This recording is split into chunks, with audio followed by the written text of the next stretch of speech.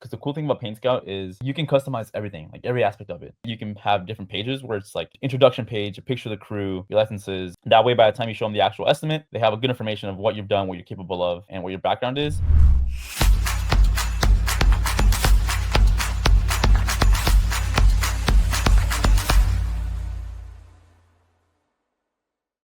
Welcome to the Base Coat Brainiac podcast. My name is Austin Hauser, and today I have the pleasure of introducing one of our clients who's been with us for nearly 2 years now. I'd like to introduce Luis Rodriguez with Lifetime Custom Painting. Luis, first of all, thank you for being here today, man, providing your value and insights. As I mentioned, the reason we do this podcast is to provide value back to this industry, to help others avoid those roadblocks, and ultimately to learn from the path of those that have already walked the path that a lot of our prospects and clients and those in the industry are looking to walk. So, Luis, thank you for being here. Of course, Austin. No, thank you for the invite. This is awesome. All right, let's do it, man. So, Luis, would you mind taking us back in time, man? I want to hear where you got started, how you got into this industry. Take us back in time. Yeah, so I started officially full time with Lifetime Custom Painting back in 2020. This was during June of right in the middle of the whole COVID situation. And before that, I was going to college. I was studying cybersecurity, and I dropped out of that to actually start doing drop shipping. It's like online marketing, making ads and websites. I did that for about a year, and then 2020 hit. So that really got toned down. So I decided to bring what I learned from there over to my dad's business. And I started with him really basically just making some ads here and there. And then year over year, we started getting more into the weeds of how to actually grow this thing. So during that time in 2020, I joined a consulting company called Nolan Consulting. And after I joined them, then it was super quick on what we had to do, how to advance, what they basically gave us the playbook on how to grow a painting business. So I kind of got super lucky finding really good mentors early on, and then they were just teaching me their troubles, what they went through, what potholes to look out for. So since then, I've been working on the business with Lifetime Custom Painting, and as of last year in February, I started doing full-time sales. So I've been doing full-time sales and I'm working on the business, but it's been steady growth.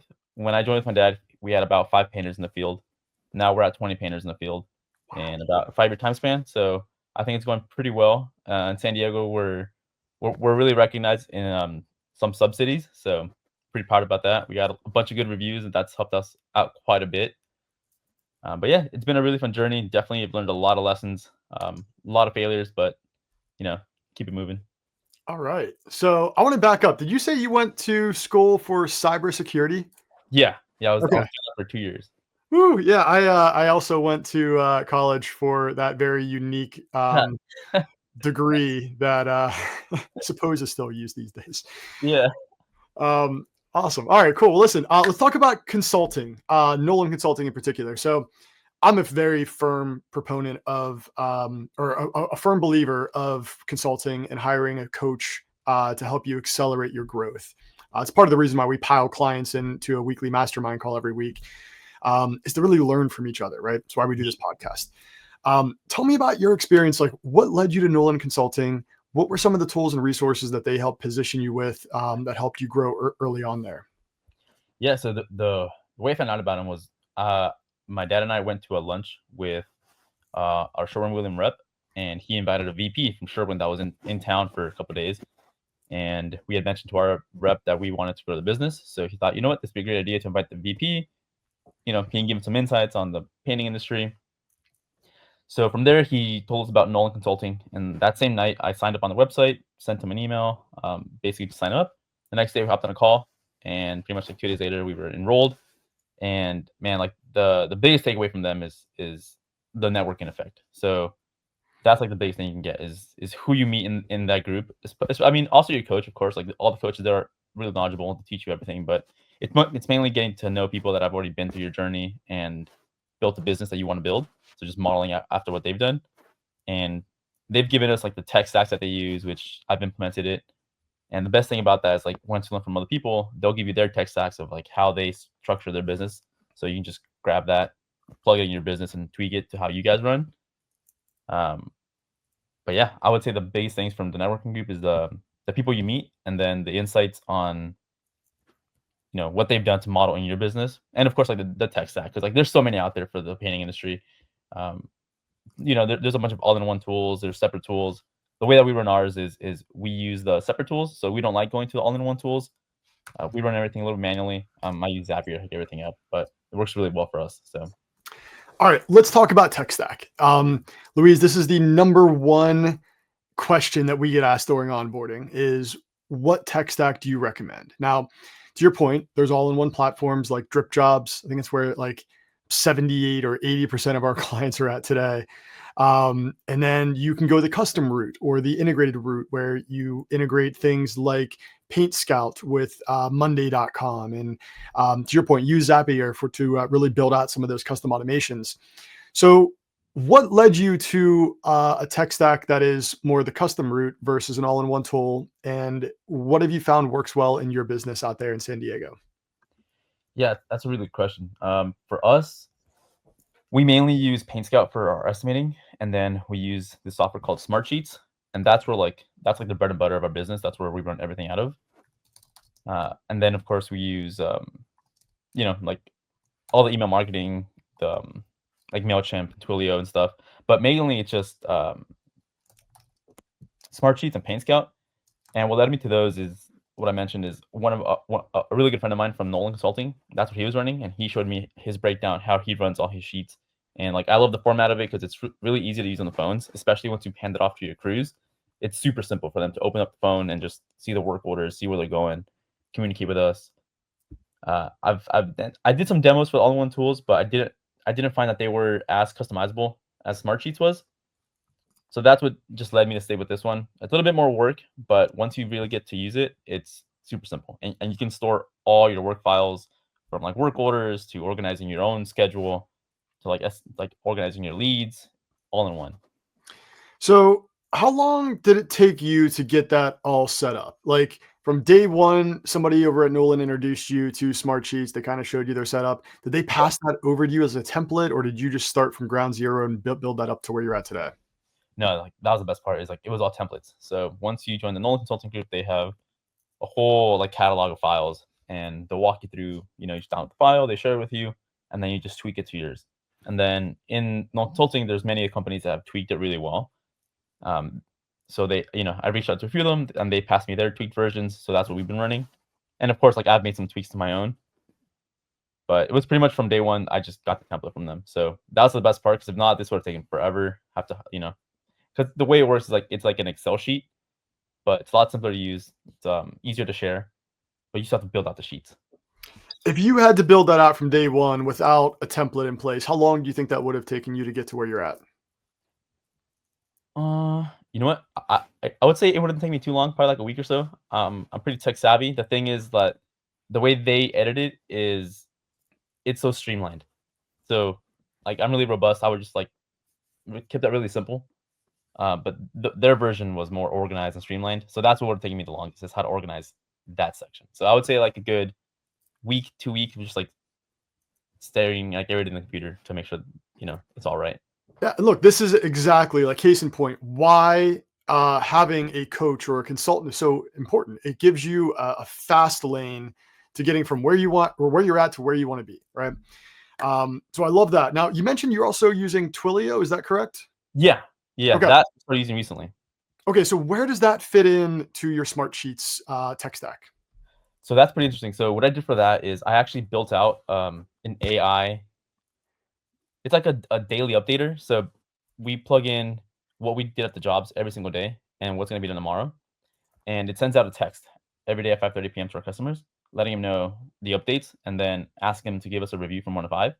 And then at the end of the job, once it's all finished, that AI sends them a Google review request on email and text. And that's where Twilio plugs into both. But I built that in February because we were struggling with that, because a lot of our customers wanted to know updates in the afternoon, and then the guys are asleep or the families, and I don't want to bother them. So we made it a habit of ours that every day at 3, all the crew leaders will send the daily updates for their jobs, and then my office manager will upload the daily updates into Smartsheets. And then I wrote the script that organizes everything and then sends it in a text via Twilio to the customers. And then if they give us all fives at the end of the job, the script calculates the score and then sends them a Google review for I a love that. request. So for those of the for those listening in here, your heads might be spinning hearing what Louise has built, right? But the bottom line here, there's a few things I actually want people to take away. The first is you must be using AI in your painting business today. If you are not, you will be left behind. Your competition's using it. You must use it. You must make it a daily part of your routine. The best way you can do that is by simply getting the app on your phone, put it on your home screen, make it a favorite app on the bottom, and make it a part of your life. Use that more than you use Google or a browser. Ask it questions, get conversational, go pay the $20 a month. It's worth every penny. So Wait. I just needed to get off my podium there. The second is the daily updates. I love that. How many touch points do you typically have with a customer of yours throughout the entire project? I mean, every day they get one, and then of course, like our crew leaders are making sure that they're doing the job right. They're walking through the job. I would say like if we have like a 5-day project, we're probably doing 5, 6, I'd say like 8 touch points, and it's all automated. And then apart from that, like all the human interactions we have with them and walking through the job.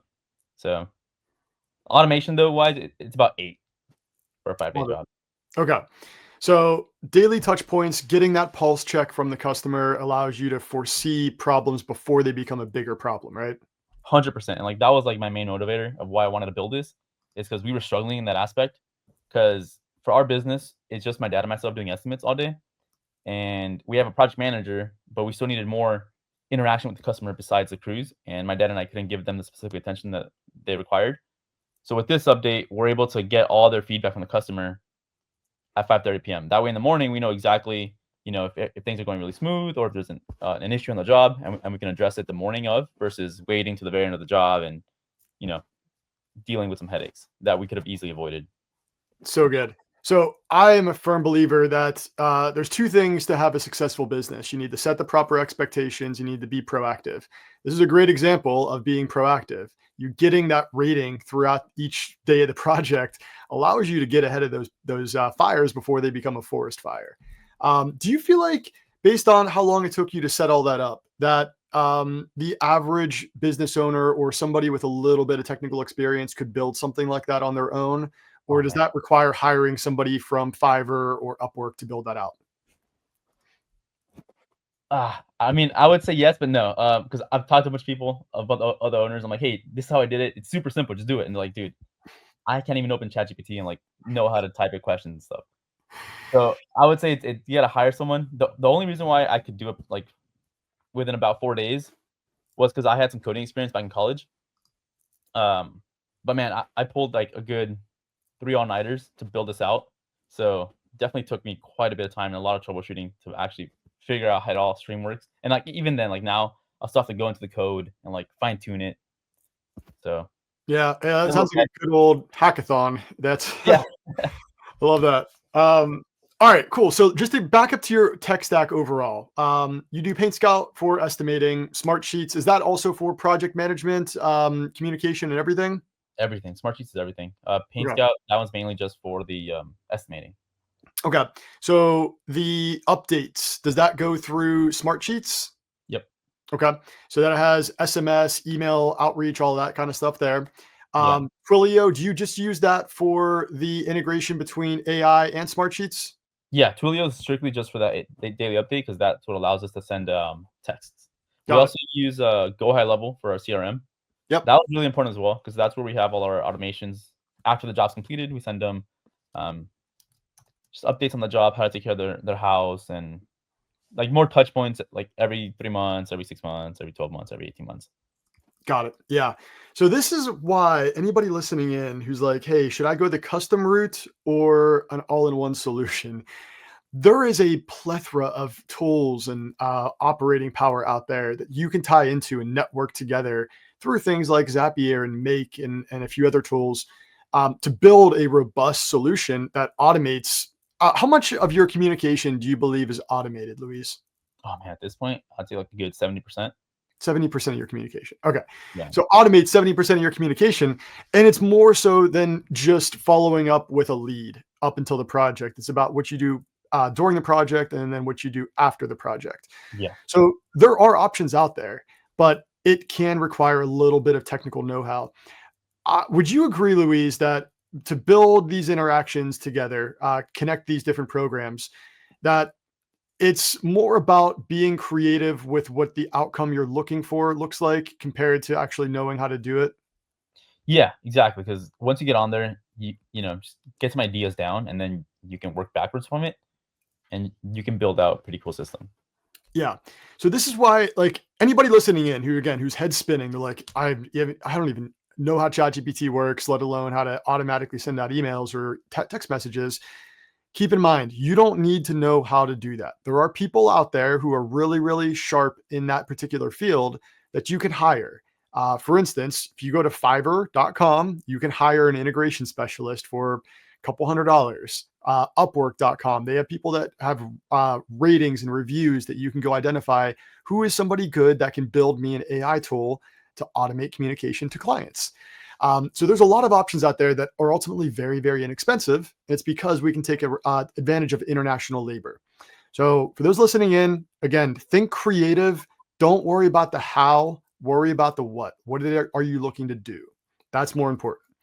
So tech stack wise, Louise, anything else that you want to layer on there outside of Paint Scout, Smartsheets, MailChimp, Twilio, and High Level? You know what? Those are pretty much all we use. Yeah. Yeah, I mean, other than that, last one I'd throw out there is QuickBooks, but that one's pretty standard. That's for us. That's where we send all our invoices. How many different phone numbers do you communicate with your clients on? Man, that's a pretty good question because I remember when we started with Base Coat, you guys built us out quite a bit of numbers Mhm. because we were tracking everything. But primarily now, it's just going to be the office number and then my personal number, and that's how I communicate with most of our leads. Yeah, everybody's always concerned about call tracking numbers on the marketing side, right? Because they're like, oh, well, it's going to be too confusing for our customers. Um, Call tracking numbers are really, really important on the marketing side because it helps us identify what's working and what's not, where people are calling from. But once you get them into your pipeline, having that communication consolidated to one or two numbers is the ideal outcome there. So you said that you pretty much have two numbers. That includes the automation text messages through Smartsheets and Twilio and high level as well. Those are separate. Those anytime the customer texts those, it goes to Smartsheets. They can't call it, but I also put ChatGPT into the AI, so it's like the responses are AI. So it like if they respond like, "Oh, someone forgot my paint," it like responds to them, letting them know it's okay, it's gonna be fine, and then who's gonna reach out to them in the morning. But the phone numbers that we actually use to like call is gonna be our office number and then just my personal number. That way I can like send text out. Got it. And no customer confusion or complaints around using multiple numbers for all that communication outbound wise. Sometimes they do say, "Hey, like there's you've reached out on 3 different numbers. Which one's your personal number, or like what's the best one to keep in contact with?" And like I'll explain to them like, "Oh, it's because we're tracking the numbers here. This is to reach out to you every day." But I always just tell them just text me on my personal number. That's the best way to reach me at. Or I'll give them my project manager's number, and then they'll handle it with him. But Yeah. we make sure to adjust that on the first day because if not, then it will drag on, and they're like, "I don't know who to like. How do I get in contact with you guys?" I love that. Yeah, see that's I think a mental block that a lot of people have. Again, it's just about delivering a good experience. And even if that experience is a little clunky, you don't need to make it perfect. Just get those updates to the customer, make sure they're informed. I guarantee you your customers are going to be way happier with those daily updates coming from a different number than they're used to versus not receiving them at all. Yeah, Love that. 100%. Okay, so your tech stack, complicated, but it works well for you guys because you have a technical background. Again, for those listening in, go hire that experience. You can build the exact same thing. Just be creative with your thinking and what outcome you're looking for. Now let's back up a little bit because I Yeah. want to talk about your estimating. You mentioned you do a lot of the estimating, correct? Yeah. So what does that look like in Paint Scout? Like, what is your estimating process? How do you tie that all together with your current tech stack today? So that's something that's like it's always been evolving. Because the cool thing about Paint Scout is you can customize everything, like every aspect of it. When I first started using it, it was really base, so I just built the estimate out, you know, basic template, interior painting. We're gonna scrape caulk, whatever, prime and paint. Payment terms, here's the amount. And it just looked like something I made on a Word doc. And then a couple years ago, I was watching this one guy on Instagram, and he was using Paint Scout. And when he pulled up the estimate, I saw that it was like a little presentation.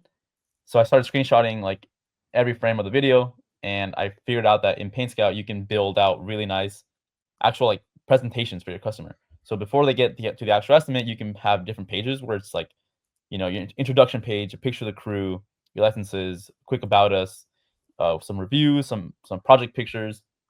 That way, by the time you show them the actual estimate, they have a good information of what you've done, what you're capable of, and what your background is. And once you show them the estimate, it's all really detailed. And I've actually gotten a lot of compliments that the estimates that I give are really thorough, and they have they have all the info they need to make a decision versus having like a base price and then wondering, oh, like what's their warranty, they didn't show any references, any past projects. So that's like the biggest thing about Paint Scout is it's a super thorough software that you can customize exactly to how you want it. That way, when you do your sales pitch, you can give your customer all the info they need. Love that. Now, do you do estimates on spot, like on site, on the spot? Oh yeah, that's like the main goal. If I don't do it, it's either because it was like some huge commercial project, or there's some technical aspects that I have to reach out to some subs to get like a clarification on. Yeah. Okay. So again, for those listening in, you must do estimates on site.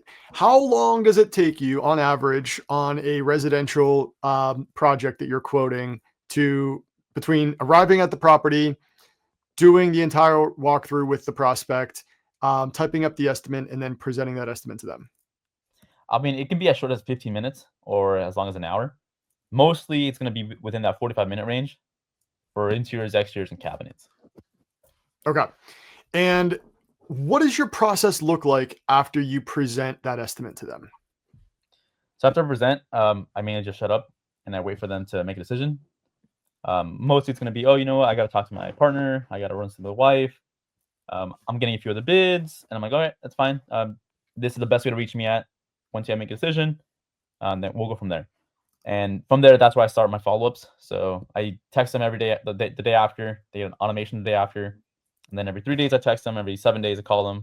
But like in between those, like I call, text, email until like sometimes they get annoyed. But it works out because if not, you just leave them alone and then they're gonna go with someone else.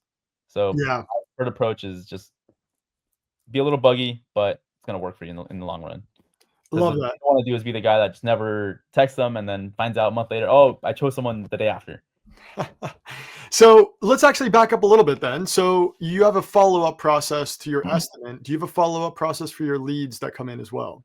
Yes. Yeah. So for my leads that come in, they all go into a Google Sheet, and then from there, it's down for my office manager to give them a call, and then she calls them every day, every other day, texts them, email them as well, and then we have some scripts that we use for text and calls, and the actual sign up process for our leads is automated as well because we use it's called Calendly or Mhm. Calendar, and on there they can book their own appointments on my calendar. So that's like the best way that we book people is we just send them that text with our calendar, and then they self book on the best time that works for them. I know some people say, well, you know what, I rather choose my schedule when they can communicate with us. But we found that it's best we just let the customer choose. That way they feel like they're in control of the estimate process. It's on their time. We're providing their service, so it works pretty well. How many estimates do you like? Let's say out of every 10 leads that you Yeah, generate, how many of those turn into a self-booked estimate? I would say a good like 30% are self booked, and the rest we have to manually call Yeah, because it 30%. depends on what ad they got targeted on. So Yeah, some ads it's just meant for self booking. Other ads we have to give them a call. absolutely. Yeah, and look, 30% self-booking is great. That's something that I think everybody would love to have is just a bunch of estimates on their calendar the day of. So in terms of the follow-up process, you mentioned that you send out some text, you do some phone calls. Is any of the lead follow-up, is that automated through your current tech stack? No, the lead follow up is not automated. All that's manual. Is there a reason for that? That's a pretty good question. I haven't thought of that. That's something I got to work on. So you know what? Let me make a note of that. Yeah, there comes another 3 nights of sleepless coding ahead of you. For real. So, yeah, I always like to explore what people's follow-up processes look like because while AI is powerful, that follow-up initially via phone call, people are going to be drawn towards that human connection. So, I think there's an argument to be said that like the automations, especially the automations that come from a lot of these all-in-one tools that everybody's using, they kind of get drowned out. I'll make a perfect case in point. We have a number of clients using Drip Jobs. Great platform. I think it's great for anybody getting started out that when it's a low barrier to entry, they don't have a consultant with a bunch of tools to provide them to get them that jump start, right? Um, but if let's say 5 of your competitors in the same market are using that same platform and they haven't customized the automations at all, and you all go out on the same estimate, that customer is going to be receiving a text that says the exact same thing from 4 different people. Yeah. So it's really important that, while these all-in-one tools are great, that you customize them to meet the needs of your company, your core values, your the way that you operate, your mission, and all of that. But again, that human component being involved there, I think as AI begins to take over more and more of our communication. I'll give you another example. Google right now today, you can click a button and have the AI will call to identify how much something costs or what your schedule's like. Um, our customers are already receiving, I'm sorry, our clients are already receiving these phone calls from Google's AI today. And the crazy part is some of our clients also have an AI answering service. So you have two AIs literally talking to each other on the phone nowadays. So what's going to happen is, again, I think people are going to be drawn to some of that old school human connections here as AI just begins to muddy the waters out there. So there is still a time and a place for that in my mind. No, that's I totally agree with that because we tried using a AI robocaller to respond to our Facebook ads, and it was like a hit or miss. Most of the comments were a little negative. The reason why is because like the AI just kept calling him every couple hours, so we were just being like super annoying with that. But even after we toned it down for like just call him once a day or once every other day, a lot of the comments were like, "Oh, I'd rather talk to a human person." So we tried it out for a few months, and then we quit it, and now it's all back to manual. But like I've tried implementing AI as best as I can. It works through text, but once it comes down to like actual calling some people, I think it's just better to do it like the regular way. Just give them a call. Absolutely. And it's funny, the AI calling functionality is getting really, really good. I was on the phone with some provider that we have, and they had an AI answering service, and I think we all immediately go to the, oh great, we're gonna talk to it in complete sentences, and it's still not going to get where we're trying to go. And I ended up getting exactly what I needed from this thing. It worked seamlessly. I was very, very surprised, and I think we all just need to retrain our brain to actually leverage those AI prompts in the future. Again, I think there's a time and a place for them, but it's no different than how we used to type for a search on Google. That's very, very different than how we type into ChatGPT. So I think, again, it's just more of a learning curve for the customer base. We almost have to retrain customers on what to expect when you hear an AI prompt that it may actually get you the answer that you're looking for. I think we're still early in that regard, though. Yeah, 100%. Like Love we're it. still in the first couple of years of like actual AI being right next to a human being. Yeah. Do you use AI in any other way in your business today? Oh my gosh, yeah. Mainly the best way that I use it right now, apart from the AI caller, is when I do my kitchen cabinet bids. I take a picture of the kitchen and then I ask them like, what color are you thinking? What kind of countertops are you looking for? And then within like 5 minutes, I just plug it into ChatGPT and it renders an image. That way they can see exactly what it looks like if they go with us. Because we do their backsplash, we do their countertops, we replace their sinks. So they can see exactly like what the remodel would look like before they even hire us versus like just showing them pictures of other customers. And then also just like coming up with ideas of marketing and like if I have like 4 different ideas in my head and I need to know like how to streamline it, I'll just ask GPT what I'm going through and then what the best plan of attack would be and just like So going through the thoughts of the business. it is a great way to soundboard ideas off of somebody else without being judged, right? I think Exactly. it's funny. There was a study that was done that said AI, the reason people love AI is because it doesn't judge you like a normal human would. So they feel more open to be honest with the AI. So you tend to get better answers that you're actually interested in receiving. It's almost like a therapist in a way. Yeah, pretty much. So you use it for the sales process to kind of spin up an image on the fly. Yeah. Are you using AI in any other ways in your company other than that? Mm, I did build out a custom GPT where I plugged in um, pretty much all the products from Sherwin-Williams and General Edwards, and then Titan, the machine, like the spray machine company, Graco, and I put in the SOPs from Nolan Consulting on how to like train the teams and um, job descriptions from all our guys, and I gave it to the guys and say like if you have any trouble, if you have if you have no clue how to clean your machines out or like what the best process for how to roll a wall is, just ask this custom GPT that I made, and it'll walk you through exactly like the industry standards, and it'll show you everything. Because So we were good. having some troubles with the guys like not learning how to clean the machines right, or other guys not knowing like which nap to use. Like our apprentices becoming painters, or our painters becoming painter twos. So with this, you know, instead of going on YouTube and watching some videos, this just walks them through how to do it. And it's Yeah. all customized for the painting industry. So, a custom GPT, for those that don't know, is basically your way to silo information in one custom AI away. And the great thing about that, the cool thing is you can train it and then refine it. So if it gives you the wrong answer or if it doesn't give you an answer you're looking for, you can go in there and adjust the way that it thinks.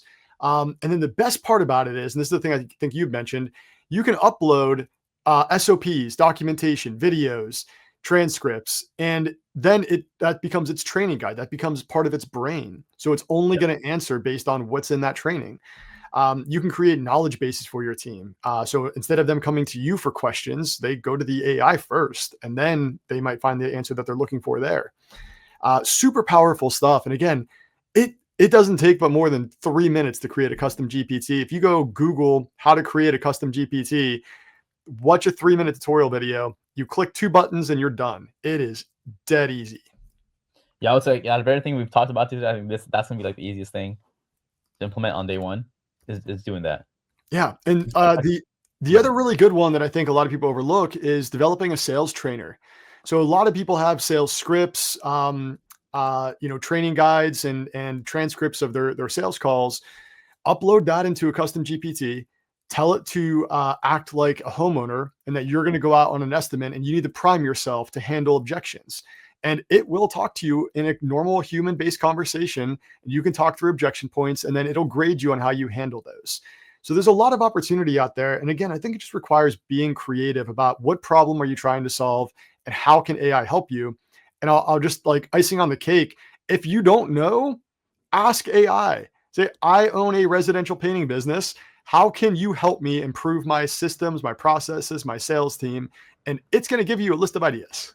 yeah, it'll break down everything. It's really It's fun. amazing. Yeah. Okay. So let's keep going here, man. You mentioned some serious growth. So you went from 5 painters to 25. Talk to me a little bit about what's helped you guys in that growth period over the last 5 years. So, oh man, it's a big topic. Uh, we've tried. So the way that my mentors taught me is you want to do slow, steady growth, but between 10-20% growth year over year. And in the beginning, I was thinking, man, that's pretty slow. Like I want to pick this up. So we grew pretty fast in the beginning. We got up to 20 painters within like the first, I think like 2 years, 3 years, but there was no foundation set. So we were like, it was crazy. It was hectic. So we quickly had to, scale back down to about 15 guys, and we were there for a good year and a half. But the biggest thing is before you start to scale, definitely set your foundation, and by that I mean like your tech stack. Make sure that it's set. Once you start growing, once you start running ads, once you start getting a lot of leads in the door, booking a lot of projects, you can easily manage everything, and you're not stumbling over yourself of like, oh man, I have to order all these colors, I have to contact all these customers. This customer's having issues. I can't get to my guys on time. Because that's all. Those things that I ran into were in the beginning. I scaled too fast, and I didn't know how to communicate with everyone on time. So that's where we were developing the right systems in place, which is where Smart Sheets came in handy. A lot of meetings with the guys, letting them know what our tech stack looks like, how we communicate, how the group chats work in our company. But yeah, I mean, biggest thing I'd say is just slow and steady growth is the best. It takes time, but it's gonna pay off. Yeah, there's the SEALs have a slogan that I'm gonna probably butcher this, but smooth is slow, slow is fast, or slow is smooth, smooth. Anyways, it's basically the logic is that if you go slow, it allows you to go fast in the long run, Yeah, and it's I think critical that a lot of us look at growth and we see some guys out there putting up some big revenue numbers. And while revenue is a fun number to look at, and especially if you had like a big growth year, right? Let's say that you've doubled your business year over year, 100% growth.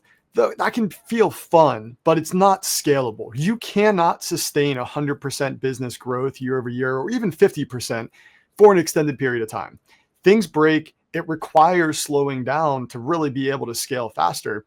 Um, I like to say, to your point, like 10 to 20% growth seems really boring in hindsight. Like, how yeah, long is that going to take you to reach your growth goal if you're only growing 10, 20% each year? But that growth prevents the pain and the suffering that comes along with that speedy growth otherwise.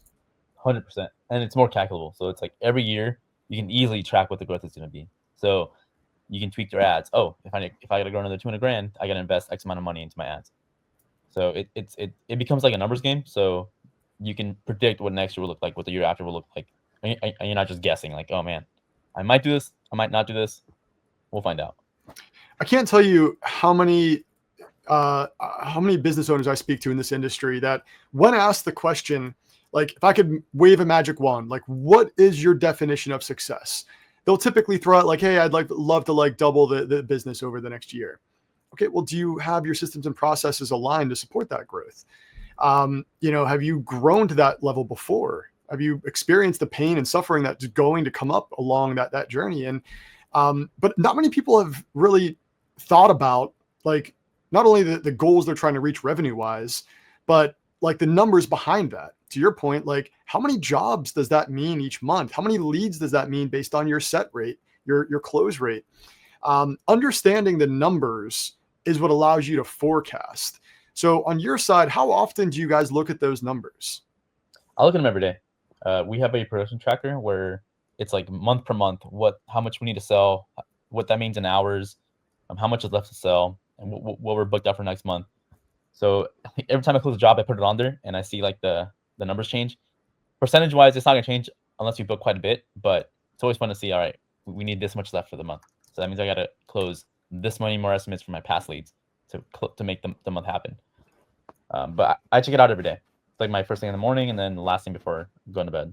I'm curious, what are the main KPIs? Like if you had to point to the top, maybe like, I don't know, 3 to 5 drivers that you like to focus on, what does that look like for you? For me, it would be how many leads I have for the week, because that gives me a gauge of how many opportunities I have, and then what the goal for the month is in terms of revenue. And man, I think that's other than that, it would just be like how many, not my closing rate, but how many estimates are we setting from the leads that we're getting in? Because then I can see, all right, is our marketing going to work? Is it not working? But it's mainly just those three. So let's talk about some of those targets because really a number is not worth very much unless you know what the scoreboard is, right? So like, what does a winning number mean? What does a losing number mean? You need a benchmark. So based on some of the metrics that you've mentioned, what are some of the targets you guys aim for? So primarily for the first one is revenue for the month. Ideally, we want to hit that every single month, because for us, we always forecast in the first 3 months of the year, we're going to be a little bit under target. And then also the last 2 months of the year might be a little bit under target. So we have to really make sure that during summer times, we're overbooking. So I was like, for this year, the first 3 months, we were like at 70, 75% booked for the month. And then summertime hit and we were 100%, 107%, 108%. And then now we're seeing a little bit of pullback. So for August, definitely a big pullback. We only booked up 65% of the month. But then for September, it's back up again. So we're already booked up 80% of the month, and it's not even September yet. So Yeah. that's what I can see. Like I can gauge next month based on this month's performance. But ideally for that, it's 100%. And of course, we always expect it's going to slant a little bit. And then for the estimate set, ideally, I want to hit 100% of estimate set. But there's cancellations, there's reschedules. Some people say, "Oh, I didn't even make this request." So for that one, I want to see 100%, but mostly we're hovering around like the 70% mark. And then what was the last one I mentioned? The man, I'm blanking here. So it was production, estimate set, and then leads. Yeah, huge leads for the week. So ideally, I want to see at least 10 leads for the week because that gives me a gauge that the marketing is going good. People are still interested in painting. Because once we start seeing a dip below 10, I'm like, okay, something's going on. Things are slowing down. But for summer, typically, I was doing about 4 to 5 estimates a day, which would translate to 20 estimates a week. But that's like that's busy time. That's expected. Yeah. Now that we're slowing down a little bit, 10 is a good benchmark because that means I have at least 2 estimates a day. And with that, we can maintain our sales goals as long as I close the majority of them. So you mentioned a lot of things there that I want to point out. The first is the fact that you are not just planning to be busy, you're also planning to be slow. You recognize the seasonal fluctuations of this industry in your market. The good news where you're at is you can paint all year round. You don't need to necessarily worry about the weather like some of our northern people do. But the buyer intent does still fluctuate throughout the year between back to school. We have the holidays coming up here between Thanksgiving and Christmas, and then election years are always fun. Oh, So yeah. that buyer intent curve fluctuates, right? And based on your historical data, how much forecasting do you do throughout the year then? Man, this year for sure. This year and last year, we're doing a lot of it because now we have a bigger team, and I don't like hearing, "Oh man, why do we only have 4 days next week?" So I have to make sure that we're really booked out. So we're doing a lot of promotions, like Christmas in July. We did that for summer. Now we're doing, if you book your jobs for December, we're giving you X amount of discount. But we do a lot of forecasting because we really know that in December, January, February, it's Christmas time, it's New Year's, tax season's coming up. So people go on vacation a lot. So it's a lot slower month. So that's where we do want to book up more of a commercial projects, more exterior jobs that we're not have to be in the house for. So that's where we do a lot of email marketing. We call customers, we call our past leads, just to get as busy as we can because we can't fully rely on just our ads for those months because the ads don't bring in as much as summer times. Exactly right. Yeah. When buyer intent is down, you need to do some of that outbound marketing at that point. Inbound works great during the busy season, but that outbound is icing on the cake come that time of the year that's really difficult to tie into those wants and needs. I'm curious, how much do you guys invest in marketing each month or throughout the year? Typically, we were doing about 2%, 3% of revenue. This year is where we really picked up the pace. Now this year we're about like 8%. So it's gonna be like this year we've been averaging about 13,000, 14,000 a month, which for us is huge. Like it's kind of scary, but it's a combination of Google ads, running the websites, Facebook ads, the marketing company that's running the Facebook ads, the AI caller, bunch of like door hangers, signs, and everything. But it worked great, but we realized we can scale that down and still get the same amount. So we're gonna scale back down to around like 4 or 5% moving forward. Love it. So good. And when we look at growth goals for you guys, I mean, talk to me about like where you guys were at a few years ago and then maybe where you guys are targeting to end 2025. Yeah, that's a really good question. So for us, back when I started with my dad, 2020, we were doing he was doing like 600,000, 700,000 a year in revenue. And then the first year that I joined, which is COVID, we got a huge increase. It was like 100% increase in the business. So we hit our first $1 million a year, which is pretty fun. That was like a 15% net, profit. So we were super excited that year. And then the next year we did 1.4 million, and that was like at 8% net. And then the next 2 years, that's when I was trying to grow pretty fast, but I was doing things that did not work. So for the next 2 years, we did 1.7 million with 0% profit because I was burning through all the profit trying to invest in things that probably shouldn't have done in the beginning. But we learned from that, and then the year after we did 2 million at 10% net profit, and then this year we're on track to do 2.7 million at around like 8% profit. Nice work, man. That's huge. So That's some big growing. growth. I love you mentioned the profit numbers because at the end of the day, I mean, your That's all business that needs to be profitable, right? matters. Yeah. So good. Talk to me a little bit about commercial. You mentioned that you like to bring in some commercial jobs around this time of the year, and I could not agree more. It helps stabilize that residential market. What's your secret, or what do you guys do on the commercial side to pull in some of that new business over there? That's something that I'm still experimenting with. Uh, this year we got pretty lucky that we landed a few commercial projects, and we're talking to the project managers, just seeing if they have any other jobs that I can bet on. And because of our exposure to the ads, we've gotten a lot of contacts from HOAs. I haven't closed any of them yet. I'm finding out that's a whole different beast than residential because right now we're like 90% residential. When we do commercial, it's gonna be for like a customer of ours that owns a building or that owns a restaurant, has some office spaces and rents them out. So I still have to, figure out that commercial side. I know there's a bunch of groups that you join in your city, like a Chamber of Commerce, um, other groups. So that's something that I'm actively working on to break into that. Because once we grow past 2.8 mil, no, 2.7 million, I've heard that you have to do some commercial to keep that up if you want to grow. So that's Yeah, gonna be the goal for next year. first of all, I love the idea of tying into your existing customers. 15% of the population is an entrepreneur, and then there's another layer on top of that that are business owners, like professional CEOs, that kind of stuff. Um, so the chances of you working with somebody that actually owns a property, whether it's real estate, a commercial property, apartment complex, is likely pretty high, or they have somebody that they know that does, and that's just the exponential nature of a network.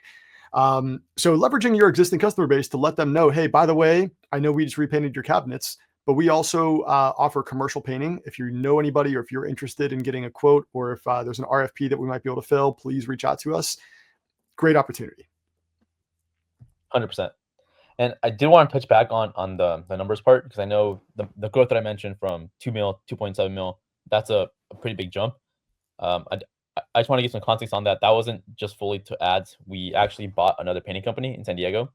So we took a lot of the revenue that they were doing and just, you know, plugged it into ours. So let's talk about acquisitions. How did that project, or how did that conversation come about? Man, not, not gonna lie, it kind of just fell in my lap. One day I was driving and the owner hit me up and he's like, "Hey, you know what?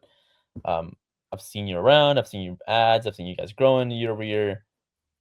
I'm thinking of retiring. This is what I do. I've had this much experience in this neighborhood. Would you be interested in talking about this?" And at the time, I was like super heavily invested into Cody Sanchez, Yep. an Yep. entrepreneur that's all about acquisitions and buying small businesses.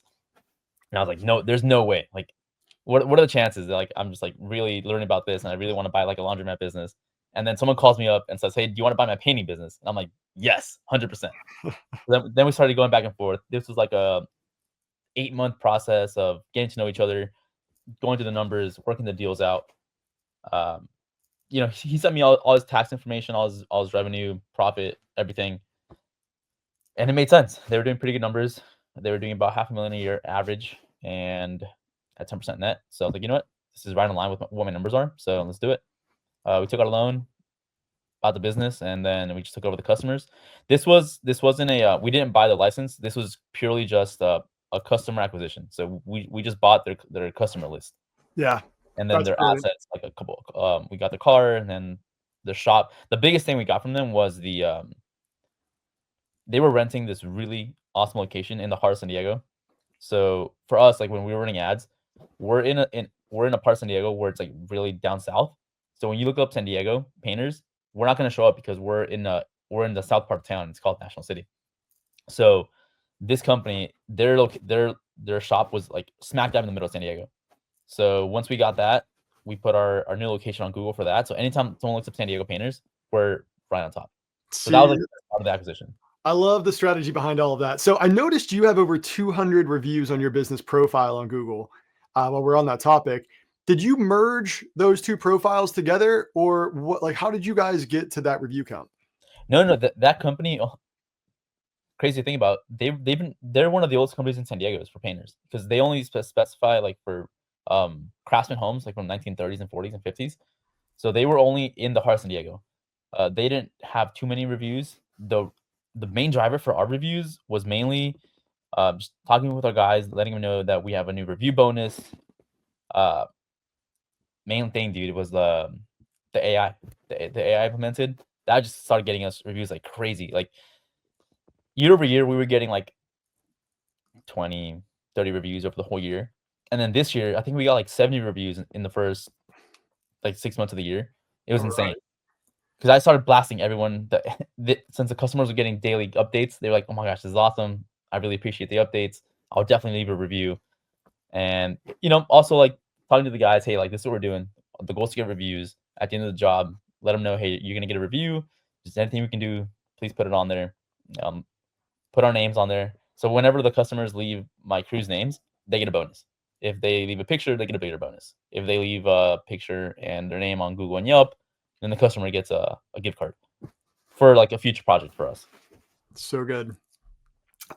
So acquisition is a great strategy. And here's the interesting part about the framework of a painting business. If you look at how the franchise model is set up between like things like 5-Star, CertaPro, Freshcoat, the two things they really care about is your reputation online and your customer list. So like if you ever leave them as a franchise partner, those are the two things that they will fight tooth and nail for, is that business profile on Google with that 5-star reputation, with a bunch of reviews, and your customer list, because you cannot buy those.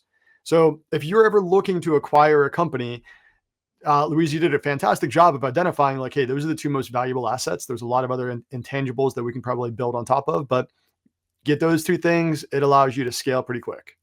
Yeah, 100%. One thing we haven't done is we haven't built out an outreach to that customer base, which like that's like a huge money pot that I haven't tapped into that I should have done 7 months ago. But the calls that we get through that number, it's gold. So amazing.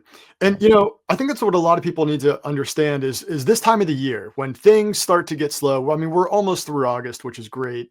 We're gonna have September and October and a little bit in November before most of the market kind of cools off for the winter time.